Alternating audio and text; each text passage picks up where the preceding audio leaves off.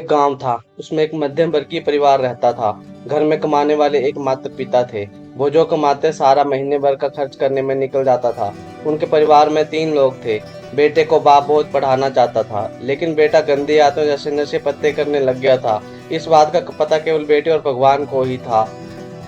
उसके घर वालों ने बेटे को लेके बहुत सपने सजाए थे। जैसे तैसे बेटा रगड़ खींचकर अपनी स्कूल की पढ़ाई पूरी कर लेता है। ये देखकर उसका बाप बहुत खुश होता है और उसे एक काबिल इंजीनियर बनाना चाहता है। पर बाप के पास इतने पैसे नहीं होते कि वो बेटे की पढ़ाई का खर्च उठा सके। ये सोचकर बाप बहुत ही ज्यादा परेशान हो जाता है। पैसों के इंतजाम के लिए यहाँ वहाँ बैंक और साहूकारों के चक्कर काटने लगता है। कई लोगों के सामने हाथ पैर जोड़कर एक बैंक उसको शर्तों के साथ लोन देने के लिए तैयार हो जाता है। अब बाप अपना घर गिरवी रखकर बेटे की पढ़ाई के लिए कर्जे का इंतजाम करके उसको पढ़ाई के लिए शहर भेज देता है। पर बेटे का ध्यान वहाँ पढ़ाई में कम और नशों में ज्यादा लिप्त था। एक दिन बेटे की मृत्यु अधिक नशे करने से हो जाती है।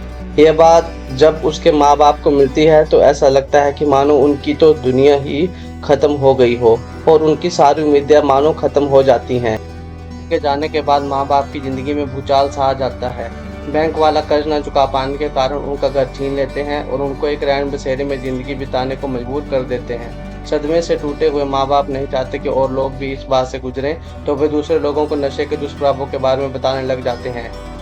एक दिन सरकार को इस बात का पता चलता है तो वे उन दोनों माँ बाप को सम्मानित करती है और राज्य स्तर पर उन दोनों को नशा मुक्ति के अभियान के लिए जोड़ लेती है। उनकी जिंदगी धीरे धीरे पटरी पर आने लगती है और वे अपना बाकी का सारा जीवन लोगों को नशे से दूर रहने के लिए समझाने में लगा देते हैं। कहानी की सीख, हमें चाहे कुछ भी हो जाए नशे पत्तों से दूर रहना चाहिए, तभी घर परिवार में खुशियां बनी रहेंगी। कहानी अच्छी लगी तो लाइक करें और इस तरह की कहानियां सुनने के लिए फन स्टोरीज को सब्सक्राइब करें।